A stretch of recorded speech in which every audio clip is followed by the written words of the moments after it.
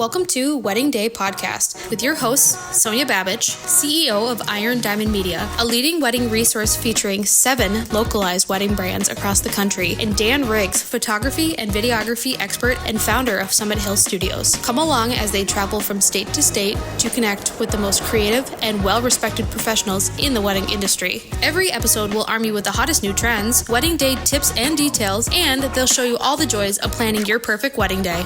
Hi, I'm Jenna, owner of Linen Effects Minneapolis. I bet I can guess the third thing you did after getting engaged. Number 1, you called family and friends to share the good news. Number 2, you started a Pinterest board.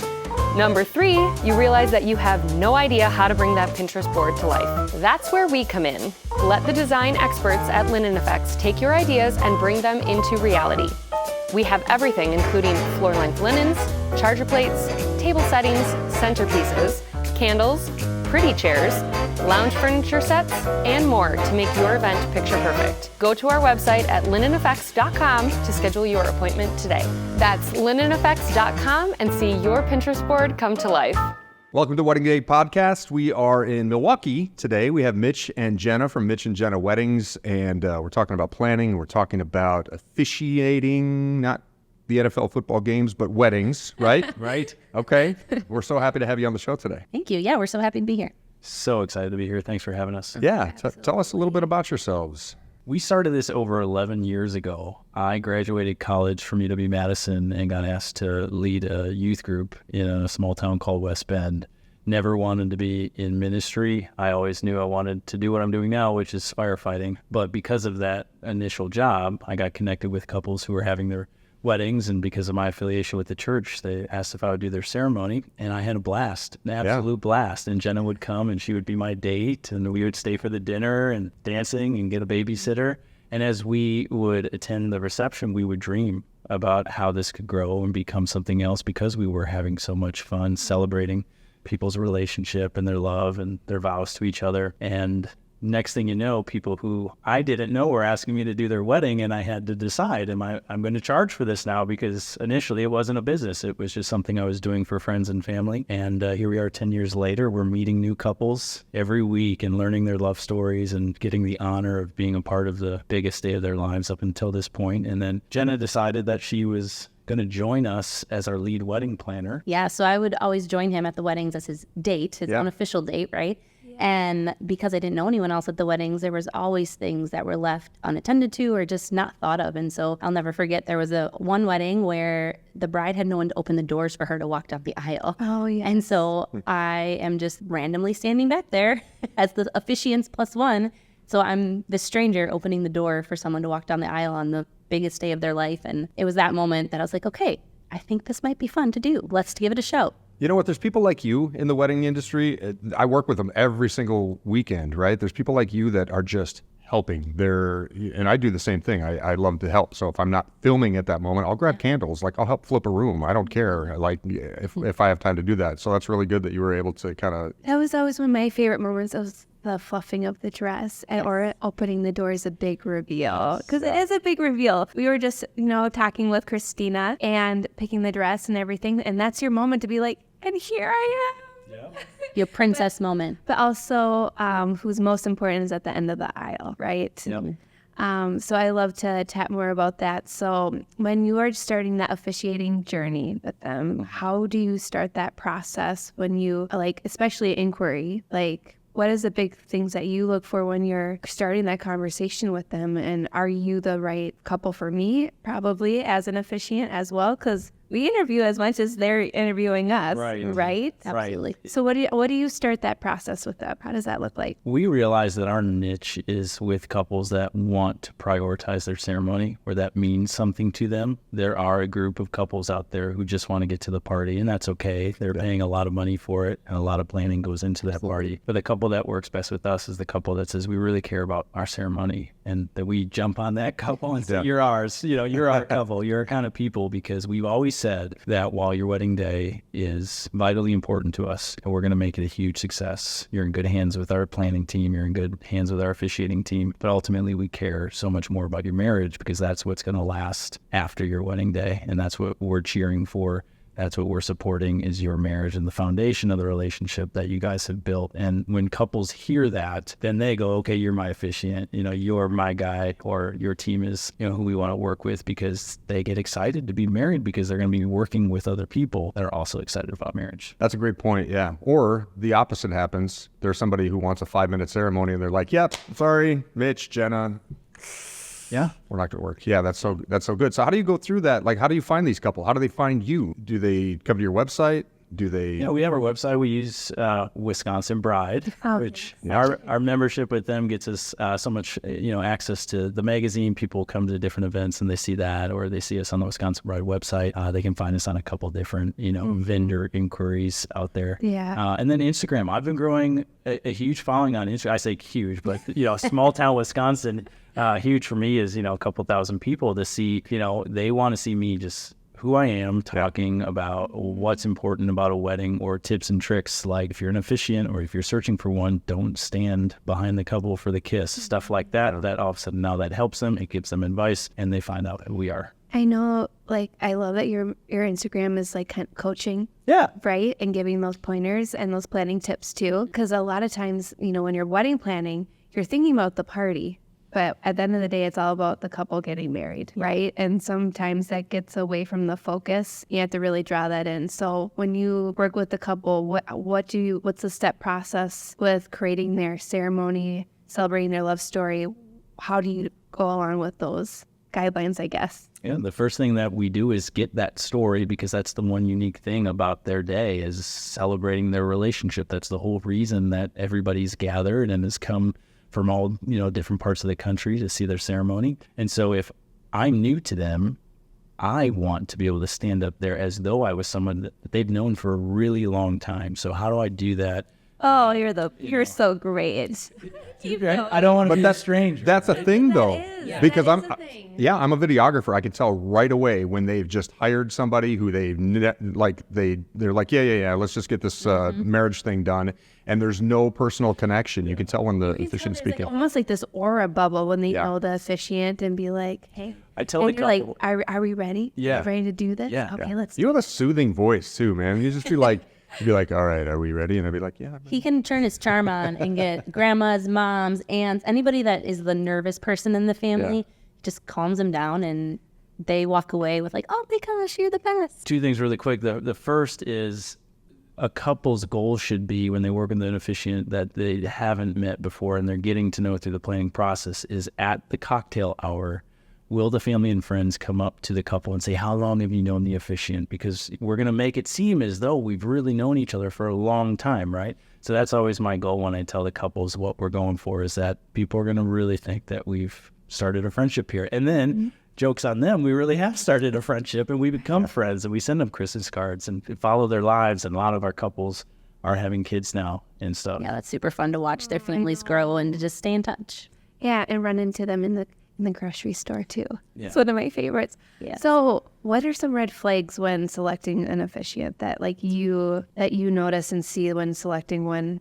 What would you call out to engaged couples? Beware of this. I hate that they exist. I know. They really do, because I think anyone assumes that you can stand up there with a microphone and perform a wedding ceremony. But number one, if they don't have a website or even a Facebook page, they're probably not taking it seriously. I don't know if that's an accurate assessment of if they're reliable or not, but it's a red flag to me that they probably don't have a lot of experience under their belt. So if you don't have a way to vet their experience, that's a red flag. So if they're not a pastor, if they're not a priest, or if they don't have some kind of platform that they're choosing to showcase the work that they've done in the past, that would be a red flag to me. Mm-hmm. Because one thing no officiant can trade is their experience. And that's, I think, what sets me and others that have been doing this a long time apart from those who decide they can just go and get ordained online and do a wedding ceremony, which you can, but there's so much more to consider when you build out a ceremony for a couple if you want it to really be good for them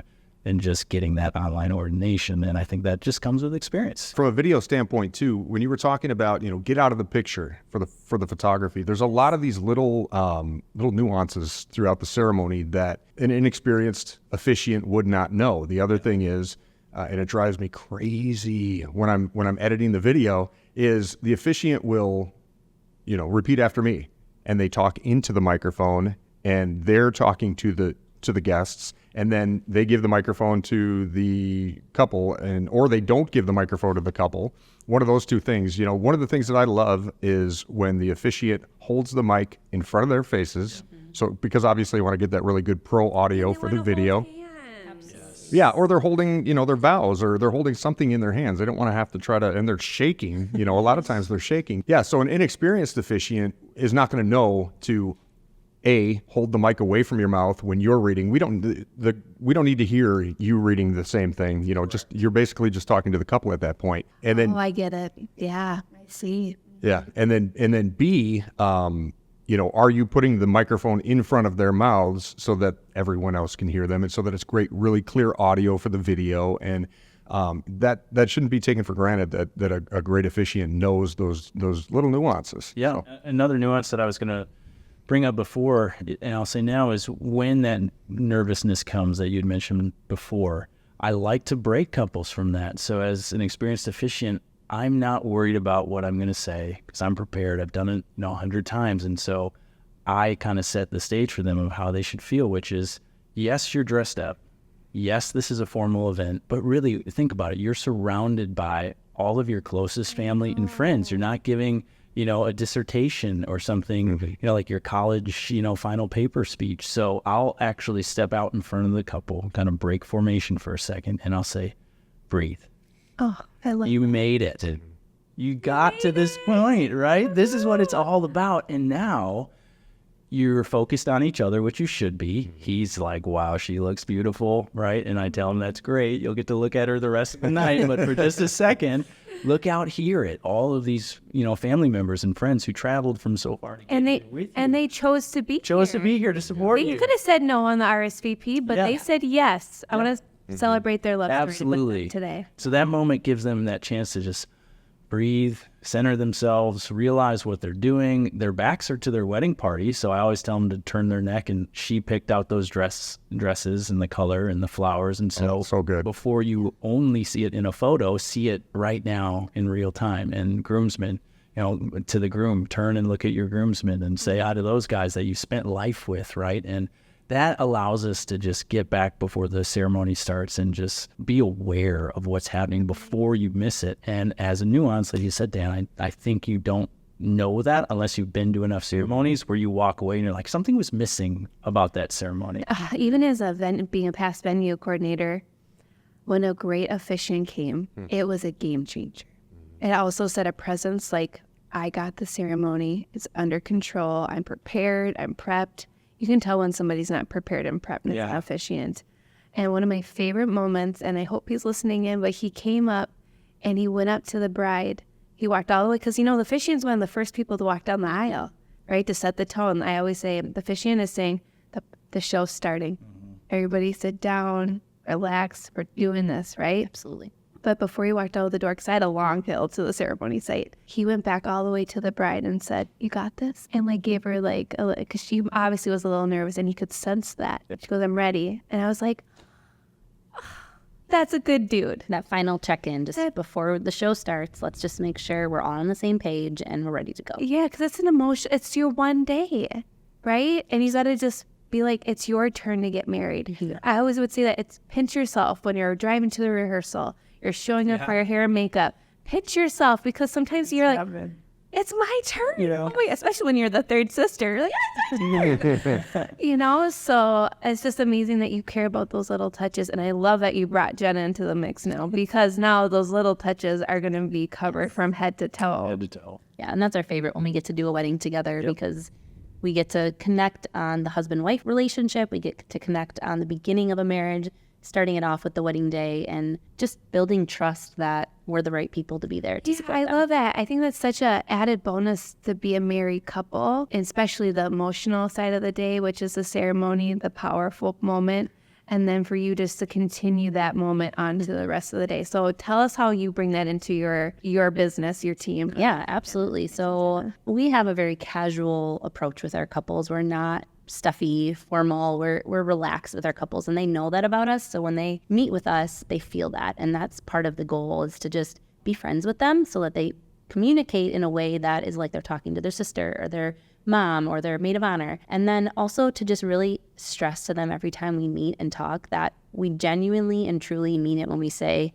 your marriage is more important than your wedding. And so every time we meet, every time we talk, we're going to ask you, how's your relationship? And are you guys doing okay? Because there's no point in planning all of this if you get to the wedding day and you walk to the ceremony site and you forget why you're there and you forget the reasons you said yes to marrying this man. And I think that's what makes you stand out from other planners or other officiants is you actually care after the ceremony, after the wedding day. I mean, you're in contact with your couples, what, forever? Yeah, I mean, just today we got a message from a couple. It was so perfectly timed, but literally got a message today from a couple who she said, hey, I just felt compelled to tell you that I was talking about my spouse at work and someone commented that I always speak so kindly about him. And she said, I'll never forget that that's one of the things we walked away after our meetings with you guys is that you said, even if they're in the room or not, always speak highly of them because it's a compliment that some way, somehow is going to get back to them. And so it was just really cool. That was 5 years ago. They're celebrating their 5th wedding anniversary to still have those messages come back that even though we have our own flaws in marriage and we're by no means perfect in doing this 100% accurately, there's still some tips and advice we can share and help others along in the world of weddings. So we talked about a couple tips. What was it? Do put the microphone in front of somebody's face. Right. They don't want to hear the officiant. They want to hear the couple. Yep. Right. Do you have any other great tips for up and coming officiants or for couples who maybe want to know what to ask? Because not everyone can hire you. Yeah, okay. Someone in California can, but they likely won't. They will. They could. I'm saying every single couple in the world can't possibly hire you. So, do you have any tips, like things that our couples should ask their officiant to make sure that they kind of know what they're doing? First, I always suggest to summer brides and grooms to be prepared for the heat. Yeah. Yes. If you're going to get married outside, even in Wisconsin, Lake Geneva can get a bolstering 90 degrees. Oh my gosh. And the guys are out there in tuxedos and you are going to be drenched. So one tip I always give to the groom and the groomsmen beforehand is bring an extra shirt on the day of the wedding. Because if we're doing that outside ceremony, which you should because it's going to be gorgeous, just be prepared to be hot. Now, we're not going to be up there forever, but you are going to sweat. I also suggest that you have like a pocket handkerchief that you can use to dab the sweat. I have been in ceremonies before where I am dripping on the microphone and it is so uncomfortable, but you get through it. But then when I know that I am that hot, right, the groom is that hot, the bride is that hot, and so I try to speed through the ceremony. But then if they have something there, to wipe their brow. And it's not a Kleenex because Kleenex will leave all the residue. There's the planner thing. Oh, nice. See? Yeah. That's a good tip. My thing was sunglasses. Oh, I know, but again, it's up to the couple's preference. Wait, during the ceremony? Yes. Oh, I will slap some sunglasses right off your head. I know. I have a story about sunglasses with another podcast, but that is one thing, like to remind, take off the sunglasses because of wedding photos. It's mainly for wedding photos. Yes. And again, asking the question, where is the sun setting that day? Mm-hmm. Where is it going to be in the time of when you're getting married? As well. That's a big planning thing. It is, absolutely. Or what's important to the couple if they want to do a sunset wedding. Yeah. Are you looking into it or are you looking away from it? Looking into it or away from it, or that's going to affect dinner time. Or it is going to be dinner time at 6, so we might need a shoop after. And how long do we want the ceremony to last? All right. Another tip I would give is to consider the relationship you have with your family. Do you have a close relationship with your parents, and how can you honor them in the ceremony? Because who gets the spotlight? It's the father of the bride, right? If he's in the picture. But does the mother of the bride get any attention in the ceremony? Do the groom's parents get any attention? And not that it's about them, right? It's about the bride and the groom. But if you have a close relationship with your parents, those couples often want to honor their family members. And so there are ways you can do that as an officiant. If you've seen these examples done before, that you can coach them on how to bring a little bit of personality, a little bit of family values into a ceremony and make those key people in your lives, mom and dad, feel really honored. One of the other ways that I try to include everyone, because you're right, like, mom might feel like chopped liver, mother of the bride, because she doesn't, there's no mother bride dance. You can have one and that'd be kind of cool if you did, but there usually isn't. So People can. Yeah, you can do anything you want. That's what I love about weddings now. There are no rules, but I always encourage for first looks. I encourage a first look with the dad. I encourage first look with all your all your key family members, all those people, because what that tells them is you are important enough for me to take a moment out of the day to recognize you, for you to be one of the very first people to see what I look like in this dress that took me, months and months to pick out and to purchase. So that's a really good way to honor your key family members too, or additional first looks. I love it. And I'll speak to videography for just a second, because it is so powerful, is that when you have those moments with key family members, they are memories that you get to look back on now forever. And a picture does say, 1,000 words, but then video says 1,000,000 words. And to capture what that first look was with dad or with mom. Voice. Their voice. Yes. So, man, video in that way is so powerful. I love that idea. I know, because we all know our voices are going to age with us too. Right. Absolutely. And just to hear the youthful voice, and when you're 90 years old, hearing your sweet voice, but it brings you back. And kids say, oh, look at grandma on your wedding day, or look at grandpa on your wedding day. They look so different, right? Yeah. That's awesome. Yeah. It's really good. So part of the planning with, the ceremony, where do you see a big thing that is missing, or you make sure that is covered when executing the bridal party? Because sometimes wedding venues don't include a coordinator to help get down the aisle. And that's just again, the ceremony kicks off the show. Yes. So we always start with pockets, right? Such a simple thing, but are your pockets empty?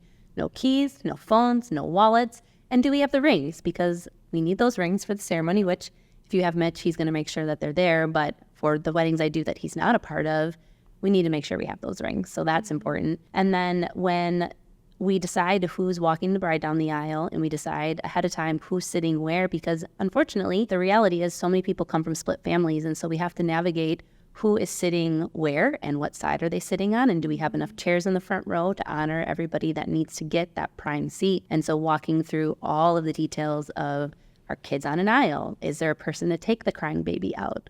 All of the little things that go into keeping a ceremony running smoothly without causing a commotion. Yeah, because a lot of venues don't have that almost like church lady. Yeah, right? Exactly. The church lady. Yeah, so that's how we said part of my job description. I'm the church lady here to help cue each one to walk down the aisle, right? To make sure the gap is perfect. So that's a good question to ask when you book a venue. Is there somebody that helps me with the ceremony? Because that's another reason to have a planner to help execute that portion of it. And maybe book your planner or day of coordinator to help with that execution too. So, of course, with planning and the ceremony, how do you feel about rehearsals? It's a good question.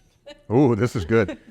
This is a hot topic. I'm so glad you asked this question. I'll speak from the officiant standpoint, and then I'll let you speak from the planner standpoint. I wish you say my opinion. Yes. That's one. So as the officiant, I will do anything I can to be there if it's a make or break for the couple, but I will coach them that it's not necessary for me to be there.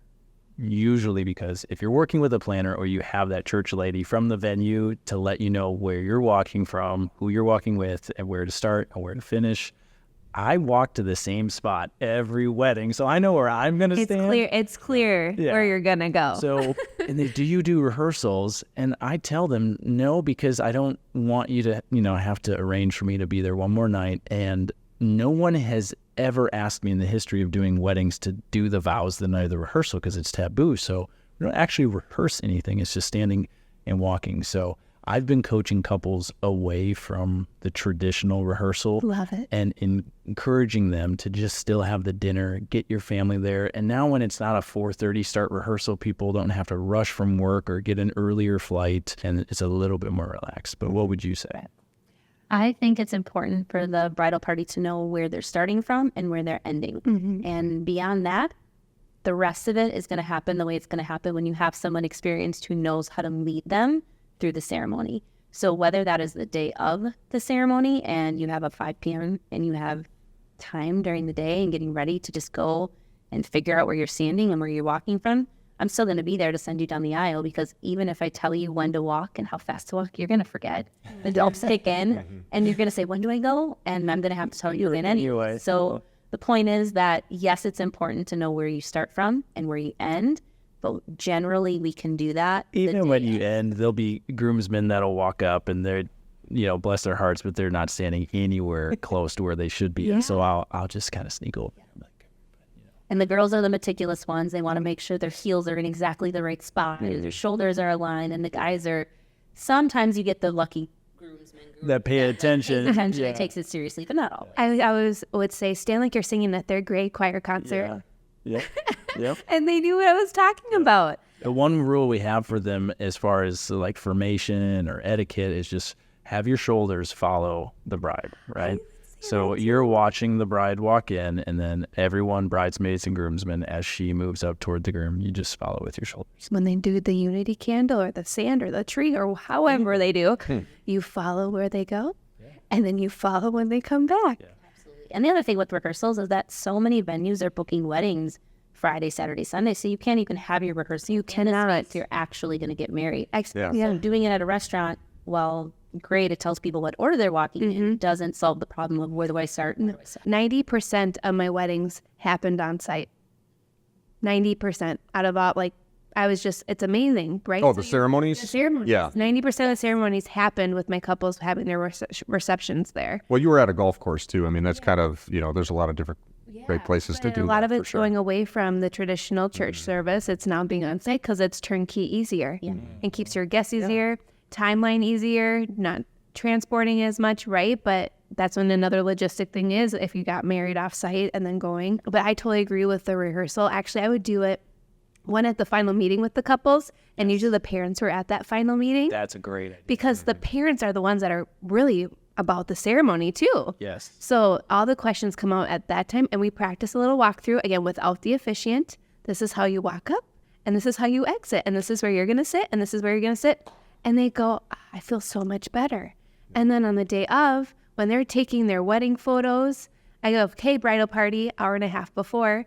Let's walk it quick. Perfect. This is where you walk, stand, exit. Now go hide. That's The really guests are coming soon. That's really the only way I've ever seen it done. I've never actually been a part of a rehearsal dinner that happened beforehand, and maybe people are confused. Like maybe it's just been called rehearsal dinner for so long that they think they have to have a rehearsal, but it's really the groom's dinner, isn't it? I mean, is that the same thing? Yeah. Traditionally, you're Partner's dinner, groom's dinner, partner. Yeah, correct. Yep, absolutely. The groom's family would, host the rehearsal dinner and pay for that when you were, doing it Dutch, right? Yeah, traditional. Then bride's the day of. If you are going to have a rehearsal, if you have a planner or someone at the venue that's going to run one for you, the suggestion I would give you is to start at the end, have everybody lined up in the places they're going to stand when you start the rehearsal, and then have them recess first, because now they get to the back of the church or the venue or wherever you're having it, you already know where your mark is. So then you just practice one more processional to get to the place you were just standing a second ago, and you're done. Right. And I say you don't even have a rehearsal that day and just have the dinner. The dinner is still great because it brings everybody together, gets everybody connected, because again, questions start popping up again. Just kind of check in. Did everybody make it safe? And let's start the kickoff, because they're your foundation who's at the rehearsal dinner. Yes. Those are your BFFs, your family. Storytelling too. But it's like, okay, let's have this dinner, let's celebrate, and let's rock tomorrow together. That's it. So when you're doing the process of planning the wedding day as officiating or planning and the coaching that you've mentioned before, what does that look like? It's an interesting question because we haven't really seen it anywhere, so we're not necessarily modeling it after anybody. This was born out of the desire that we wish we would have had somebody early on in our wedding, or our marriage, that could have helped us, held our hand along the way. And now we've built this relationship with these couples, and we care about them now. And so we don't want them to go through some of the hardships that we went through if we can help maybe get them through those things a little bit faster. And so it looks like us sharing our lives with them, one married couple to another, and we're not counselors, we're not therapists. This isn't, how does that make you feel? It's just, oh yeah, we had that happen to us. Yeah. And here's how we talked through it and how we got over that. And they just get to know our story a little bit more because we've gotten to know their story throughout the whole wedding planning process, that then when we get to insert ourselves a little bit, it gives them peace of mind that they're not alone, that every marriage struggles, whether you're going through the honeymoon season or you've been married going on 13 years and you have 3 kids and you have no time to go on dates anymore. They need to know that they're not, on this island, and that there are other people that can relate to them and say, hey, you're going to be fine. Here are some things that you could do to just make it a little easier on yourself. Forgive me. Are we friends now?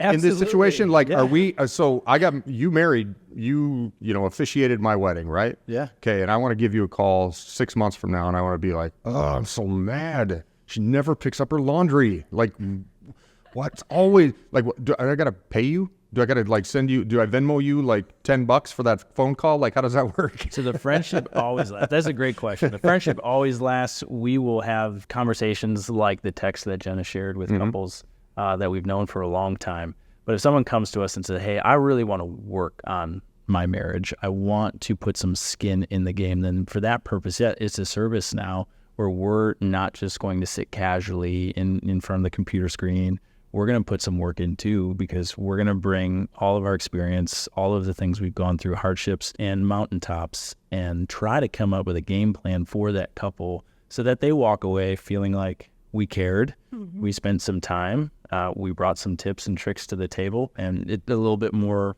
formal than just a cup of coffee at Starbucks, so that they too can feel like, all right, I paid for a service, which was the marriage coaching, but I got so much out of it. When we went through actual counseling, that was a huge deal for us to feel like it was a paid service that we had to show up for and we had to have. Yeah, there's skin in the game, right? Like you're willing to put forward some effort to show that this matters to you, and you're expecting resources and tools to help you become a better version of yourself individually and in your marriage. But because there's that friendship, there's a level of comfort that doesn't exist with a stranger who's a counselor or a therapist. And going into it, I'm just going to hear more about their marriage because I genuinely just want to know, have you experienced this before and what'd you do to get through it? And trust is so crucial to marriage, but it's crucial to the supporting role that we play when we do coaching with couples. The trust has been built because we've had a relationship with them in the past. And so it's easy to kind of go to that deeper level quicker because that's been established. Well, and you were there from day one. I mean, day one of their marriage, you were there doing your officiating, and you were there doing the planning. So, I mean, yeah, that's what. A friend of mine just said, you're the one service industry I can think of that doesn't want repeat customers. Yeah. And I said, yeah, I see what you're saying. I would agree. Like, we want people to, have lifelong marriages that are full, filled with love and joy, and to have someone from day one that is cheering for them, that can be an example of a marriage that is, lasting and will last. We want marriages to be encouraged by that. The culture surrounding marriage does not suggest that marriage is the greatest adventure that you'll ever go on. But I disagree. I think it is the greatest adventure that you will ever embark on. And it is so incredibly hard to be married. Boy, you ain't lying. Right, but it is so incredibly worth it when you spend your life with somebody and you get to know them at the level that we have all been married, multiple years. You'll never find that again. And then you add kids into the mix, and the tool, I say tool because marriage can be used outside of your own home to affect your workplace, your community, your kids' life, the friends of your kids. When they come over to the house to play, the environment that you create in your home, it is a bedrock, right? Mm-hmm. And we want to continue to speak those kind of words over marriage and what it means to be married and how powerful your marriage can be as a testimony to everyone around you in your lives. That when they look at you, they think, what is it about you that clicks? Because there's something inside of me that wants what you have. That's what marriage is. And if our couples hear that either while we're going through the wedding planning process or during the coaching process, they're excited. Yeah. They see this great grand adventure ahead of them that they're like, I want to go on that. When couples are so in tune with each other, it actually tracks to hang out with other couples that are so in tune with each other. It's kind of like businesses too. Achievers want to hang out with achievers. Totally. So it's like, that's who you want to work with too on your wedding day is couples that are going to appreciate the value of who they're working with on their wedding day too. Leading into that is with couples selecting you, do you feel like they're looking for that coaching along the way? I think they often get to a point where they didn't know they were looking for it, but they end up figuring out that that's what they want. Especially the interviewing process. Yeah. And you don't know what you don't know, right? Like most people don't enter into their wedding planning season saying like, I think I want a marriage coach, or I think this mountaintop I'm on planning the best day of my life I'm going to have some struggles day one of marriage. You know, we're heading into our honeymoon, but there's probably some fight or argument we're going to have. And we want to be those people that they can turn to and know that we have resources, and that's normal. Marriage is going to have ups and downs. We've all of us who've been married know that it's inevitable. They're going to happen. And so we just really want to be available to help people navigate that better and to identify some of those red flags before they become really significant mountains. Wedding planning process, and again, definitely in coaching is the foundation of your business too, right? And that mentoring and holding their hand. So when a parent or a BFF join the planning process, how do you deal with that when they enter the planning scene? Are you welcoming to it? Or are you like, Mom, I kind of want you to sit out on this meeting? Usually I welcome it, because the reality is they're not going to go away, even if you tell them to sit out on it, right? They're going to be badgering the bride or the groom or whoever shows up on that call after you get done with the call. So they might as well be able to be there on the front end and ask the questions and hear it directly from us, because that essentially is building trust, right? We want them to trust us just the same way that the bride and groom trust us. And if we can establish that, yes, we do actually know what we're talking about, and yes, you are paying us for a service and we're capable of fulfilling the expectations you have, the wedding day is going to go so much better. Because obviously, if Mom is joining in on the call with the couple, you know that she's going to be involved on the wedding day. So it might as well just break the ice, right? The Band-Aid off. It might be hard, but if Mom gets won over and she feels comfortable, then the bride is going to be, more at ease, right? And that's what we're going for. So if there are worries, if there are concerns, let's address those. And like you said, let Mom sit in on them, because if it means she's going to be more comfortable on the day of. It usually takes some of the pressure off the bride too, to allow the pressure to be on me instead of on her. Totally. And so what we can do to help them have a stress-free experience is the goal. So I'm sure you can read like nonverbals as well as your wedding. I'm great at nonverbals, everybody. It's one of my secrets. Yeah. But when you're wedding planning, you're reading those nonverbals, and Mom's in there and the groom is like, I am not dealing with my future mother-in-law. She is not on the same page with us, because he's probably protecting his partner. Right? So how do you navigate reading that energy in those meetings? It can be hard. Yeah, it can be hard. But when you remind people what the clear win is, what is our goal? Because at the end of the day, we're all on the same team, right? We all want the same thing for the bride and the groom, regardless of what your opinions are. Let's work toward that. And sometimes that's all it takes, is just to course correct people to what the end goal is, because I have yet to hear an argument or a difference of opinions that was about something really substantial, right? So let's table that for a second and let's get back to what matters. We'll circle back around to that, because I hear you, right? Sometimes the concerned person just wants to be heard, right? They just want to be validated that I have this concern, usually because they can see it in their head, right? They can conceptualize it, but it's not the day yet. So they don't know for sure, is it going to work out the way that I'm hoping it's going to work out? So just empathize with that, emotion. I hear you. I'm going to address it. But right now, it's not the biggest thing we have to deal with. We had to take a pre-marriage class before we got married. And that was one of them was, I hear what you're saying. This is what I'm saying. Right. Yeah. I use it even in work. Sure. Yeah. But we still use it to this day when there's we're not on the same page. I hear what you're saying. You're validating. Yes, I hear what you're saying, that you want to go walk the dog right now, but we have to but what I'm saying, we got to get the kids out the door. I think part of it too is our backgrounds professionally come from high stress, high capacity environments. And so What? being a firefighter. Firefighting, is that stressful? Not at all. Never. Yeah, we have this ability to kind of see through the lens that we're at a wedding.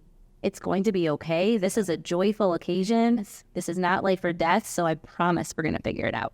And then we're not running around super stressed either. There might be a lot that we have to do. And there have been weddings that, as I'm her assistant, right? So I'll do the ceremony and then I'm like, okay, what do you need? Right? And there have been a long list of things that sometimes need to get done. But on the outside, it's like, we got it. It's gonna be fine, because again, from our previous, work experiences, this is a great day. So truly, what could go wrong? So what could go wrong, of course, is weather, right? How many times have you married couples in the rain?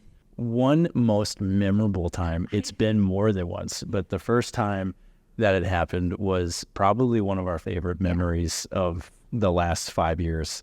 It was at the Eloise in Madison, near Madison, Wisconsin. Beautiful venue, great people, and great great owners. backdrop. And I'm driving up to Madison from Milwaukee thinking, God, just open the skies just a teeny tiny little bit, because there was no chance in sight that it was going to be sunny for the wedding. And you know that the couple their dream is to get married outside. It is set on the outdoor ceremony. Yes. So I get there and we're waiting, and we're going to play the wait game until this little blip on the radar shows that there's no rain for 5 minutes. And Jenna's holding the wedding party back, and now the guests are getting anxious inside the reception space. And so we make an announcement. We're hoping for an outdoor ceremony. Please be patient. Oh, that's so nice. I love that. Unfortunately, the skies don't part. The rain continues to come down, and the bride says, I want to go for it anyway. Oh my gosh, good for Sweetest way her. possible. She says, I don't care if it's raining. I want to marry my best friend. Like, we're ready to do this. Let's go. And so it was like, okay, this isn't about this picture perfect moment. It's that I wanted to marry my best friend, and this is the plan we had. So let's just do it. It's so romantic. It It's is, so It reminds me of Sweet Home Alabama when Yeah, she finds him on the beach, right? Yeah. So I can kiss you anytime I want. Who says no to that? Yeah. Right? So did she make all the guests come out there? Yes. Oh, see, that's where I'm forced like, Well, no, she's just probably. Yes. We're moving forward with Yeah. the outdoor ceremony. The You're welcome to vendors join were us. on board. We had a plan to cover the DJ. Jenna's holding a server's tray over the photographer's head. Shout out to Blue Plate Catering because they gave me their serving tray. We had no more umbrellas. We had given them out to guests. David's just a winner. And my favorite part of all, there's an upper floor at the Eloise, which is where the wedding party was. And at the announcement, I was standing on the stairs making the announcement that the wedding was going to happen and it was going to be outside. And the wedding party erupts in cheers. And now the whole mood just changes, right? Because instead of, oh, we're going to have to sit in the rain, now the wedding party's like, let's go. This is going to be awesome. And I looked at those guys and I just thought, you are spot on. Way to go. Way to support your friends. Yeah. Yeah. And the right people surround. And that's important when you select that wedding party. totally. They got to go along with the ride. Well, and even just a testament to the vendor team that they had selected. Wiping Their down photographer was chairs. down for it. Yep. The DJ was up for it. Like I said, the catering was out there using their dish towels to help us dry seats. Like, everybody was on board. So And the pictures were yeah, it was. amazing. I bet big fat raindrops coming down. You know Oh, what? it's so beautiful. That's their story. It is, and they love it. And they own it, and it's great. And the sun came out 5 minutes after the ceremony. Of course it did. Absolutely. Of course it did. That was somebody saying hello. Yeah. That was somebody saying hello. Well, this has been so fun, you two. Thank you so much for joining us today. Having us. We just learned so much about love and coaching, and just also just seeing you two be a team, and that you get to be a part of another team, which is a married couple, planning their day. Thank you. It's super great. Yeah. Thanks for tuning in to Wedding Day Podcast. If you're listening on Spotify, make sure you check us out on YouTube as well, at Wedding Day Podcast, on all the socials. You want to see Mitch and you want to see Jenna's faces. You probably already knows what ours look like, but go check us out on YouTube. If you're watching on YouTube, you can also listen in the car or wherever you get your podcasts, on Apple Podcast or Spotify or Google or wherever that may be. And it's live on all 7 wedding websites as well. Well, thanks for tuning in. We'll see you next time. Bye.